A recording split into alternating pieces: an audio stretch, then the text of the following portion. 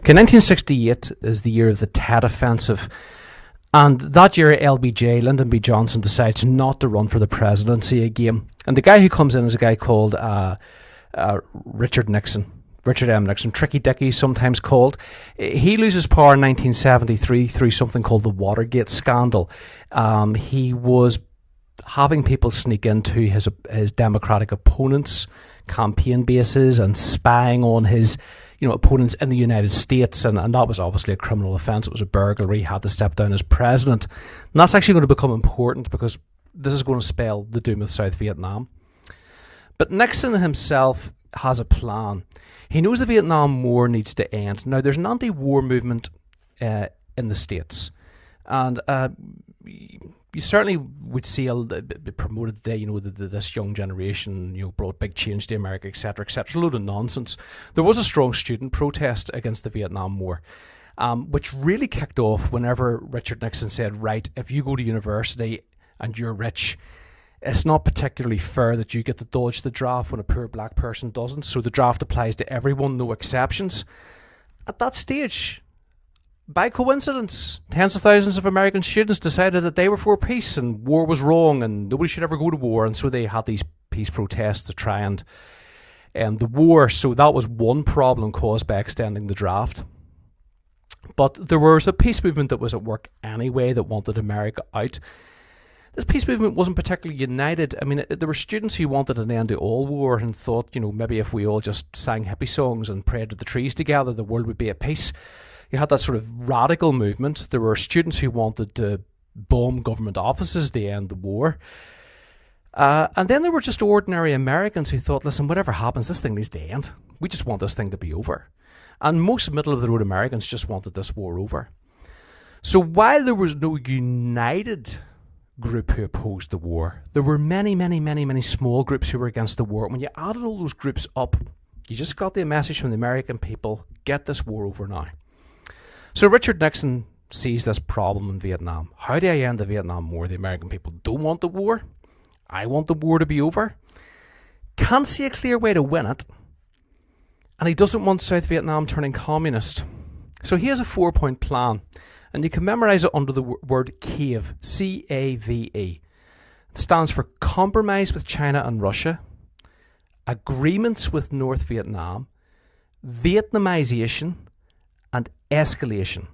Okay, so you C-A-V-E. C for compromise with China and Russia, A for agreement with North Vietnam, V for Vietnamization, and E for escalation. Okay, we'll do it in reverse order to explain that. Let's go for E for escalation. What does that mean? Escalation means to increase. So Richard Nixon wants peace with honour. He says, I want a peace in Vietnam, but I don't just want to pull all the troops out and stop the war.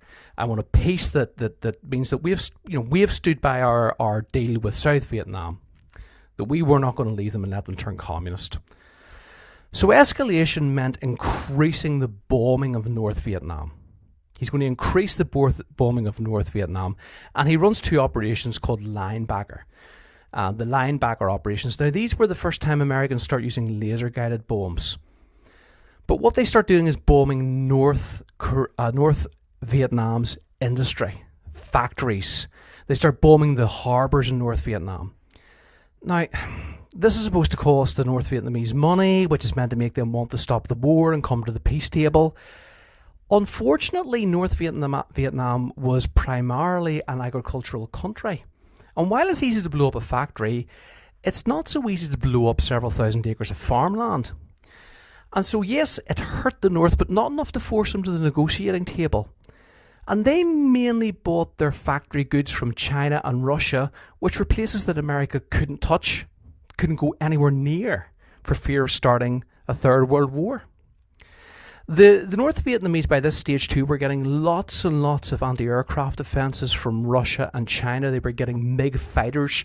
So the air war was getting costly for Americans. Over 1,000 American airmen were shot down and captured over North Vietnam. And some of them were held prisoner for decades. Because obviously, if you've seen a guy bomb your town into dust and then he parachutes down into your country, you're not going to be inclined to put him up in a hotel and give him a nice meal in the morning. You're going to put him in a fairly harsh prison. So the Americans dropped huge amounts of bombs in the linebacker campaign. Neither really hurt the Vietnamese enough. Some people think that the second time linebacker 2 hurt them a lot and forced them to the negotiating table. It's difficult to tell, but escalation meant more bombing and linebacker. Then there's something called Vietnamization. Now, what Vietnamization means is the American army is going to run away, but it'll leave lots of guns for the Vietnamese army to fight with. The Americans would hand over the fighting of the war to the South Vietnamese because we don't mind if they die, as long as American guys get to go to university. That's the main thing. So Vietnamization meant training the South Vietnamese army, giving them your equipment. The South Vietnamese army, some of it did well, some of it didn't do so well. They tended to rely still on American firepower from airplanes to help them win battles. That was a problem. It became a particular problem in Cambodia because part of the escalation was sending guys in, the American troops into Cambodia and Laos to attack the Ho Chi Minh Trail. Remember I told you about the secret road, the Ho Chi Minh Trail that led into the back of South Vietnam, and that allowed the Viet Cong to be resupplied by the North. Well, Nixon said, no, we can't have that. So he sent in American troops in an illegal invasion, and he bombed Cambodia and he bombed Laos. Completely illegal, but he got away with it because he's the president. When American troops went in, they did well. But President Nixon was very gradually reducing the number of American troops in South Vietnam. And as he was pulling these guys back, they were being replaced by the South Vietnamese army, and they didn't do so well. They began to discover in that fighting the South Vietnamese couldn't cope as well as American troops, even though the American troops weren't great. The American troops were mainly conscripts. 80% of American troops in South Vietnam, by the way, were what they called support personnel.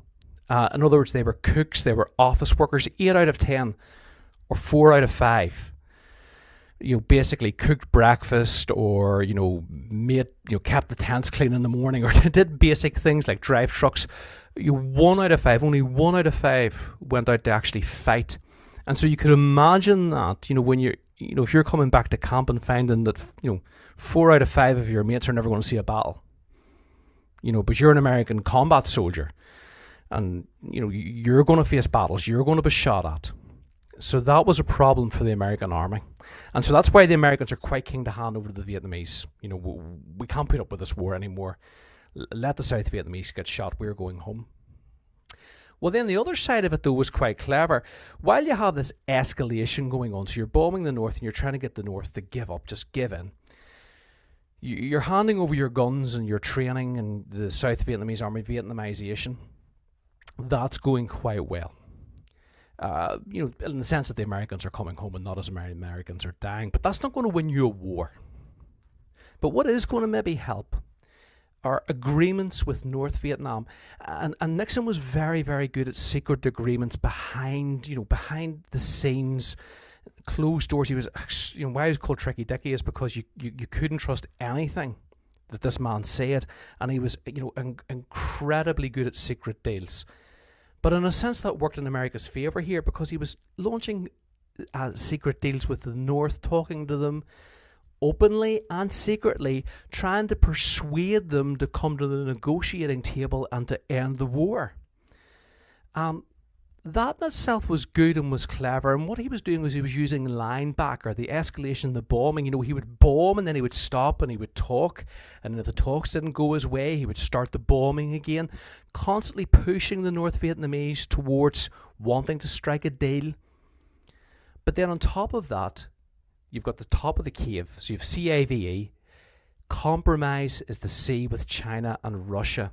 And this is where Nixon was extraordinarily clever. China, as you will remember, was communist. Russia is communist. When China first turned communist, China and Russia were best pals. But by the 1960s, they'd fallen out with each other for a lot of different reasons. Some of them just historic.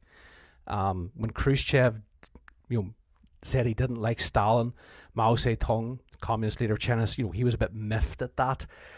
But what was really getting them at loggerheads at each other was the fact that they had a border with each other. China and Russia share a border, and they had a row over that border. They had a strong disagreement as to who owed which territory, and at several times fighting actually broke out between the two countries.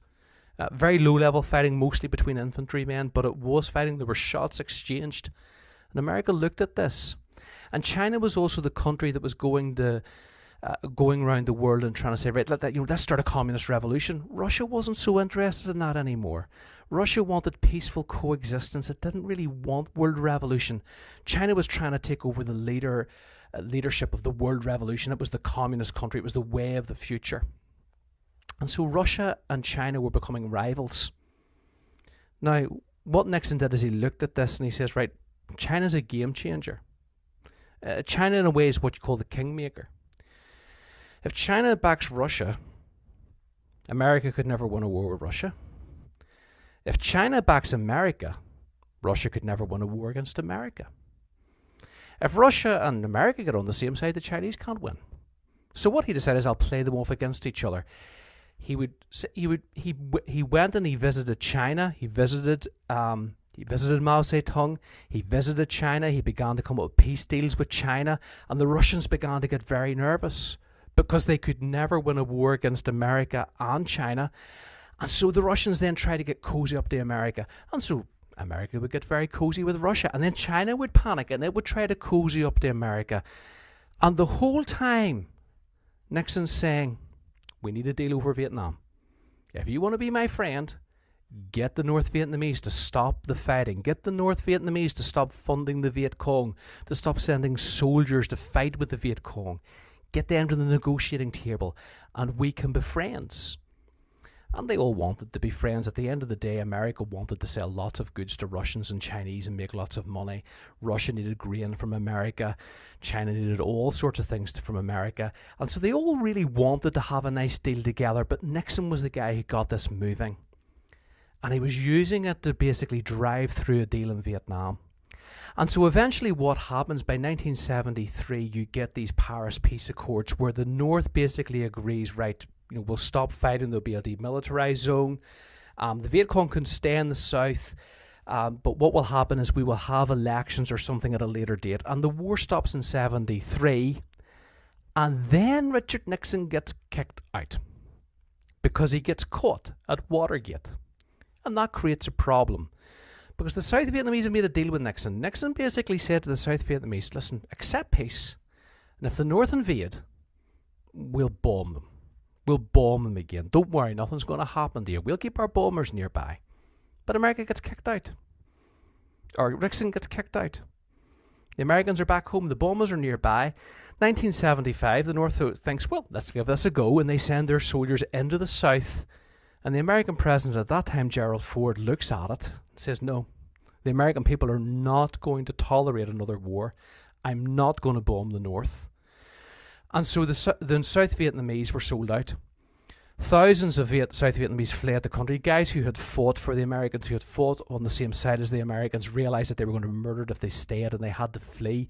You can see pictures on YouTube of what happened to the American embassy. Thousands of people trying to clamber onto helicopters to get out of the country. But they sold the South out. Vietnam was reunited. And immediately what happens? Does the whole Asia turn communist? No. Because immediately what happens is that Vietnam and China start getting really angry with each other over their border. And so there's a war on several occasions between those two at their borders. China actually invaded the South at one stage and was hammered by the Vietnamese army. But what was actually happening with communism, instead of one united communist front, countries still had their national interests. Countries still put country above communism. And the Vietnamese, having kicked out the French, having kicked out the Japanese, having kicked out the Americans, we're not going to have the Chinese come in and tell them what to do. And in Vietnamese history, the Chinese had certainly been pushing the Vietnamese people about for quite some time, and they weren't having this. And so eventually you had a war between those two. And for that reason, you didn't get this massive united communist front that turned Asia communist.